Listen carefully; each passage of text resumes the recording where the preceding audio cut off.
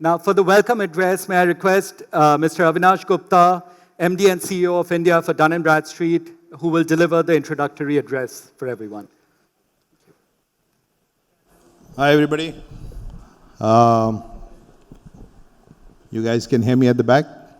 All right, super. Maybe these mics are in my face. I'll put it a little down. So, great. Good to see you all. And I've got a couple of comments and text to share. I'll do that, and maybe I'll pepper it with some things which we've been talking about in our pre-chats as well, which may be relevant to today. So first of all, good to see you all. It's a great pleasure on behalf of all my colleagues at Dun & Bradstreet to welcome you all for the inaugural edition of our Finance Leadership Summit 2023. As Kaustav said, the summit seeks to outline, the critical role that finance leaders play, most importantly in directing corporate strategies and channelizing all the organization's efforts towards two main goals, which is growth and transformation. If you guys are feeling hot because of the lamp otherwise, do let us know. We'll turn the AC down. Yeah, maybe keep everybody awake as well. As everybody knows, in the markets we operate, the two kind of things which are most important for all of us is growth and the transformation which is needed to make the growth happen, and that's, I guess, the clear directive of all corporate leaders and definitely the finance leaders. So with that perspective in mind, the theme of this year's event is very aptly empowering growth and transformation. Looking back, I remember coming to the same conference room last year after a long time when we had gone through, I guess, been locked up willingly or unwillingly for some time. So we've all been through very challenging times. Corporate world has been through very challenging times because of the global pandemic. And we were just talking about in the catch-up in the room before we started, all the bits which are happening around geopolitics today, which who knows, and I can give you my perspective on that, what's happening with inflation, what's happening with interest rates, and obviously the growing fear of, recession and possibly even, in certain parts of the world, importantly China, maybe even slightly worse than that. On the domestic front, however, the corporate segment has shown remarkable resilience, and I'll touch upon that quickly. Being able to navigate turbulent times. We were talking here that, the outlook which one of our friends here shared about the decade-long growth, which was very refreshing to hear. So I've just come back from Europe, where we had one of our global meetings, and I tell my colleagues that, our colleagues in China have never seen anything but pretty much double-digit growth all their life. So, they are my age, and they've only seen 8, 9, 10% growth. And now when China is not pretty much growing at all, they really don't know what to do. It's quite frightening, that what can happen so quickly in a couple of, quarters. So, and Europe itself is very interesting. I'm quite lucky that my employer has allowed me to sit on a few boards. So I sit on a board of another kind of business which has a partner from Eastern Europe, and what's happening with Ukraine and the impact on their businesses in Eastern Europe is quite remarkable. I don't know if I told my colleagues the story. When I traveled just now for the last week, I took 6 flights, all were, I'll name the airline, it was British Airways. All 6 were late. 5 of them were late a couple of hours. The 6th one got cancelled. And why do I kind of give you that perspective about the resilience of India and elsewhere, especially Europe? So the last one which got cancelled was the flight from Heathrow to Bombay. It's the BA last flight out of Heathrow. It leaves around 9:30 in the evening. Thank you. And it was delayed, so they said 10:20 or so. 10:20 or so, there was no sign. I don't know if has anybody been to Heathrow recently? No, nobody's been to Heathrow recently. Just shows how badly UK is doing. Huh?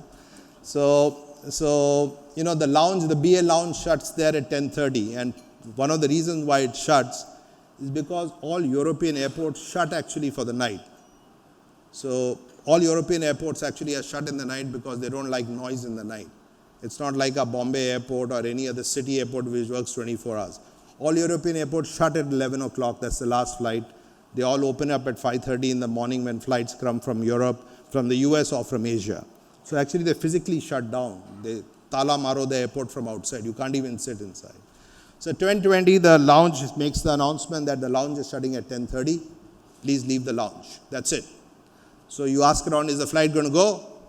So 10:25, they say, please go down, the flight is boarding. You go down there and they say the flight's actually cancelled. And I'll tell you why the flight was cancelled. The flight was cancelled. The BA plane had come from Serbia. I guess it's cold there already, and a little bit of ice had formed. It most likely would have melted in another half an hour, 1 hour. But because the airport is shutting, they can't wait. They cancel the flight. And if you've ever got a flight cancelled in an international airport, you know what it is. You have to become an arriving passenger. And you have to do immigration again to leave. So I'm really lucky that I'm British by nationality. So you go show your face to the camera and you can walk out in a few seconds. But everybody else has to go to the immigration queue. And if you haven't been to Heathrow, you have no idea what the immigration queue is like. And then BA sets you up for a flight next morning, which is at 10:30. 11:30, you have to then pick up your bags. You go to BA, they say, please book your own hotel. You'll pay for it, but book it yourself. All the hotels around Heathrow are already full. And you have to come back to Heathrow again at 8:30 in the morning. So you had such old people, you had people who had no idea what to do. So I heard in the morning that, people saying that I went to this hotel, I sat in the reception all night and I've come back. So the point I'm making is that, India is a lot more resilient. I honestly believe a lot more work will come India's way because the Europeans have stopped working, which is a very interesting fact as well. So, some of us who work for global companies, we have a return to office in our companies here in India. Globally, there is no return to office. People are still working virtually. Many companies close their offices permanently on Monday and Fridays because nobody shows up. So they permanently shut. You save on heating, you save on security, you save on housekeeping and all of that by keeping the office shut. So we live in very interesting times, but I guess from an India point of view, the resilience is a lot better. So we, since the last 10 years or so, Dun & Bradstreet, we talk to around 200 CFOs in India every quarter. And we ask them about their expectations and optimism about the economy. We call it the CFO Optimism Index. So the latest report of that Optimism Index shows very growing optimism shown by the CFOs. So optimism for the domestic macroeconomic scenario has improved significantly to 72%. In quarter 3, 2023, quarter 3 as in this quarter, highest in 10 quarters, I guess pointing to what you were saying in terms of a very high revival in the domestic economy. So I guess, that's a little bit of the context. I hope I made it a little bit more fun and enjoyable. The role of the finance leadership, obviously, or the CFO has undergone a paradigm shift in recent times. And I look a lot younger than I am, but and I'll maybe share some stories as well. But the CFO of today is not merely engaged in traditional tasks, record keeping, audit, taxation, compliance. The role of the CFO really is multidimensional, including risk management, strategy, building, planning, digital transformation, and increasingly more and more sustainability around ESG and all the bits which come with it. And I won't touch upon the listed company world in India. There is enough to complain about from just that perspective itself. And maybe I'll walk you some of the evolving roles which we see as in a CFO of today. So obviously the first one I touched upon is the CFO as a strategic partner. And increasingly as we head into the economic recovery here, the CFO has got to play a very major part in that being an enabler of growth. If the task is to grow faster than the GDP for everybody, to maintain that momentum for the company, for your valuation, stock price, whatever else, the CFO is a big enabler of that. And that requires a big shift in the mindset from being an operative role to a strategic partner. We had done a study last year in collaboration with one of the universities, and there, basically, what we found out that the essential role of the new age CFO is to be the CEO's partner. That's what the CFOs and the CEOs said, by providing a holistic view of what's happening in the ecosystem in the company. So, I used to work for HSBC many moons ago. I used to be based in London then. And I don't know if you've heard of this guy called Douglas Flint. Nobody?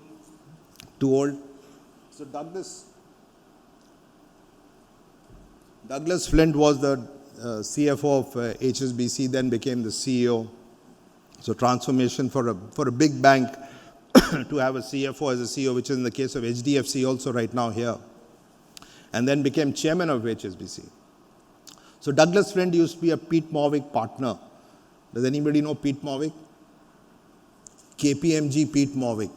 That used to be the full name of KPMG in the good old days. All these names have got shortened now, right? We were talking about Deloitte. Deloitte had I spent some time in Deloitte as well. So KPMG, he used to be a partner in Pete Morwick. Pete Morwick was the auditor of HSBC, and then he became the CFO.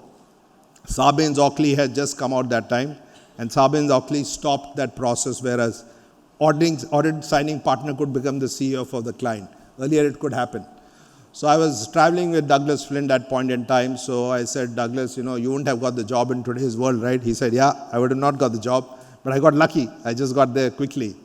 So, but most importantly, and we were going to see some clients. So he said, Avinash, I spend 70% of my time, I'm CFO of HSBC, I spend 70% of my time meeting investors. So, I had thought the time was maybe 30, 40%. I was shocked myself that how much a CFO needs to do in terms of cultivating the investor base, meeting the investor base, setting expectations, getting those messages back in terms of what the investors are looking for into the business. So, the CFO role has really evolved, and we've got a session in the schedule today with Giri. Is Giri here already? No. Giri is the CFO of Indian Hotels. Very fine CFO, very fine gentleman. He's going to cover a session on what investors are looking at, what investors are thinking. Giri is a little privileged, maybe like a few of you. He spent the last couple of days with Jamie Dimon, so he has gold dust to share with all of us. Yeah. So that should be a fun session. But really, the CFO as a strategic partner is a very important thing. And clearly in the Indian context, we are also touching upon that. We see it ourselves. The Indian ecosystem has got the concept of an Indian promoter who's got so much at stake in the business, a lot of capital at stake, it's life and blood. And I think the Indian business would not run without an Indian promoter. It's a unique entity. What they do is clearly beyond, what most mortal people can achieve. And it's a great backstop in terms of handling risk, being able to, handle that whole ecosystem. And we see that in our business as well. When we talk to a company which is promoter-led, the expectations of services, of needs are quite different than a company which is board-managed and widely distributed in terms of ownership. The West is pretty much at that last segment, right? It's board-controlled, it's publicly held, institutionally held, and it's run very differently. So for a CFO to balance all that, it's really quite an act in terms of the demands of the promoter, the demands of the independent folks in a listed board, because I'm an independent myself on a couple of boards. So you can see how the dynamics work, and it's never easy for CFOs to manage that. So I think a strategic partner in all this mix is a great opportunity for the CFO to stand out. Secondly, the CFO as an enabler of digital transformation, which we all kind of see in our daily lives, have seen in the last decade more so. Digital transformation and advanced technology have taken a center stage in the new world order to improve business continuity and performance. And in fact, in the course of identifying the finance elite of 2023, which we'll talk about later, we found that CFOs are playing a key role in facilitating digital transformation. Over 80% of the CFOs have implemented advanced financial systems and tools, and they have utilized data to make better informed decisions. Interestingly, half the CFOs in that cohort have stated that they leverage new cutting-edge technologies, solutions such as AI, ML, to drive organizations' financial operations, indicating that, I guess people are not shy in today's world if they have access to capital and ability to keep up with the disruptive technologies which we all need to. There was a comment, if Costa, we are listening, that your speech was prepared by ChatGPT while we were sitting down below. So the CFOs can contribute to the risk management side by identifying risks associated with digital transformation, and obviously play a central role in mitigating them to ensure a smooth transformational journey. Lastly, in terms of some of the evolving trends, also in India a lot, the regulator has been quite pushy on it, is the CFO as a champion of sustainability. I guess we talked about sustainability, ESG for a long time, but in the real world, when capital talks, we all have to walk the same. And ESG has been talked about by the guys who provide capital. So we have to comply, like it or not. I think we should like it and do it in a joined up manner. So sustainability clearly is another crucial area where CFOs make a sustainable difference, significant difference. We found that in our studies, 3 in 4 CFOs believe that addressing ESG in financial decisions demonstrates the commitment to ethical and responsible financial practices. And clearly the need of the hour is to develop and implement sustainable initiative across the board. And there's significant opportunity to promote ESG through business investments and financing, which we all see. So as the dynamics shift, bringing more responsibilities under the ambit, CFOs must reinvent. They must realign themselves to becoming the strategic partner to the CEO and the board, in the case of a board-driven business, an enabler of digital transformation, and a bigger champion for sustainability. So that's really the context I'm setting today, and maybe I'll take a few minutes to tell you a little bit more about what we are doing in this ecosystem, because some of you may not be aware. How familiar are you with DNB? Little bit? Zero? Lots? Lots? How many lots? Hands? Few hands? 3 hands? 4 hands? So maybe I'll tell you some trivia which you're not familiar with. So I'll keep you interested as well. So we are a very old firm. We've been around for 180 plus years. It's maybe too long a time, but we have been as DNB around for 180 years. And we have this, like everybody else who's been around so long, you always have a coffee table book. We also have a coffee table book in which we say that 4 US presidents work for DNB, which is quite a crazy fact, including Abraham Lincoln. So, which is even a bigger fact, I think. I find that mind-boggling that Abraham Lincoln also used to work with DNB. And then somebody smart thought of this concept of the Duns number. Duns number is nothing but a unique identifier, very much like an international Aadhaar. And we've gone and Dunsified the world. So we've got 535 million entities globally with this Duns number. That's what makes us powerful. That's what makes us the biggest B2B data provider globally. So in India too, we have Dunsified close to 35 million entities, and that's a very large number for India. And that gives us the base to build our data and then to provide the solution, the insights which businesses might need. Interestingly, out of the 535 million, approximately 280 million or so are inactive or haven't filed, which is quite normal, right? In the Indian MCA world also, when a company opens, in 10 years, half of them fold up. And that's the nature of business. So out of this 535 odd, 280, we keep them alive in our DUNS number, but they don't file. So maybe around another 270 are alive and there is a ping on them. Guess how many out of those are listed companies? Anybody wants to take a guess? How many listed companies in the world? Guess. Any guesses are allowed. It's afternoon. 25,000? Who said that? 25%, yeah. So actually listed companies in the world are not a lot. Totally in the world, there are only some 70, 80,000 listed companies. So maybe out of that, really the ones we trade are maybe only 10, 15,000. So the other worrying thought for you to take away this, how are you, sir? Welcome. The other worrying thought for you to take away is that, all our pensions is possibly in 15,000 companies in the world. So what I'm trying to say is that the number of listed companies in the world is very small, 70, 80,000. Then if you look at that 270 million companies, turnover of more than $100 million, around 800 crores, 1,000 crores, how many companies do you think they are? I won't ask sir because he'll know the answer. How many companies? More than $100 million turnover?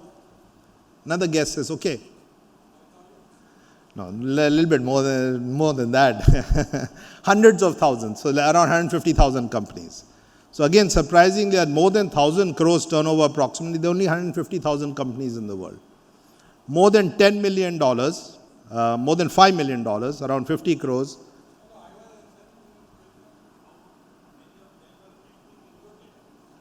Active in our database. Now I was telling the total universe. So So those would be all active. All those more than 1,000 crores will be all active, which are alive will be all active in our database. The problem is on the smaller end so the point I'm making is that, the point I was leading up to, and I'll spare you the misery of the numbers, is that, the world is globally very MSME. The number of large companies are very few as you look at a quantum. So here we are all part of a larger universe, but really for the world to thrive and, and prosper, it's the MSMEs which need to do a lot more. So our ethos around MSMEs is global, and that's why the supply chain, ESG is also a very integral part of our offering, because that's the bits, the supply base which feed into the bigger boys. So in the Indian context, we also have a rating agency. We have 35% stake in Equity, which is 35% is ours. SIDBI has 35%. State Bank, ICICI, and a couple of other banks make up the bit.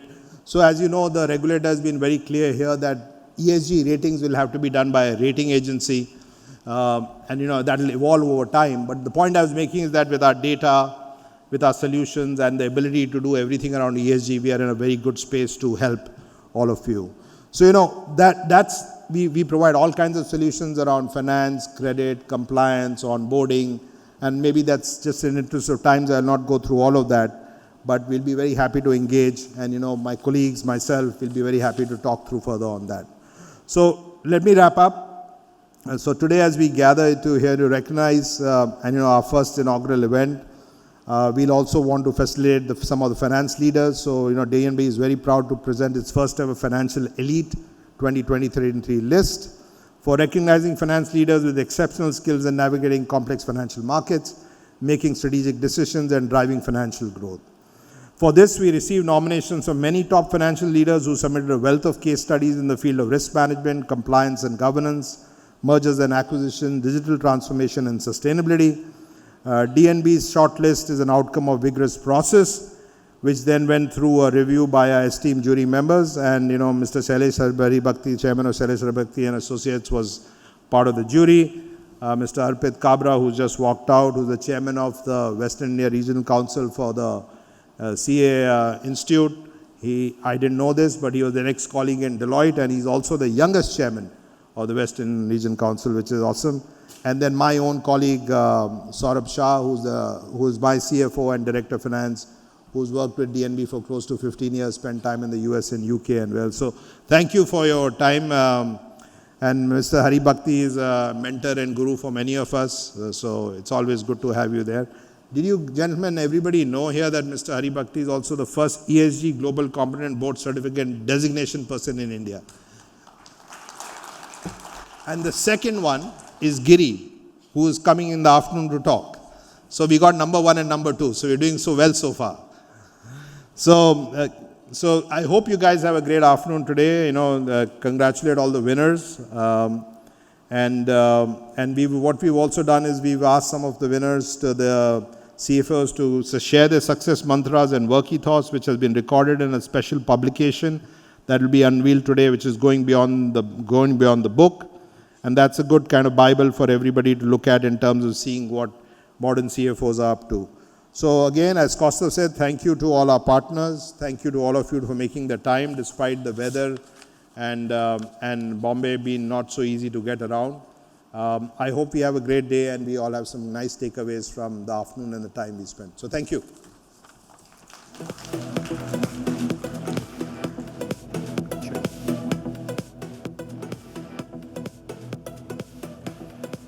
Thank you so much, Mr. Gupta. Mr. Avinash Gupta, everyone.